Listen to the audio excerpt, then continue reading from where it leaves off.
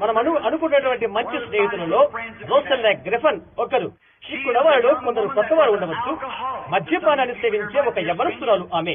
నేను చెప్పినందుకు రోసెల్లా అభ్యంతరపడదు.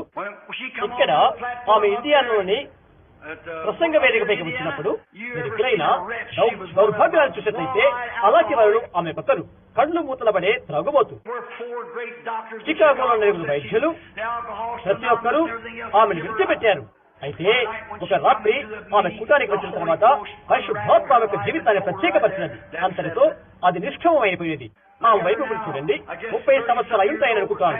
18 సంవత్సరాలు దాటిన అందమైన యవనస్తురాలుగా ఉంటున్నది ఆమె. అప్పటి నుండి విస్కీ ఇక ముట్టుకోలేదు, దాని గురించి ఆశయలేదు.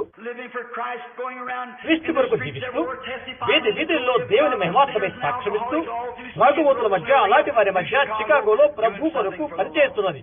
ఆమె ప్రభు యేసు నామమున బాప్తిసం తీసుకున్నది.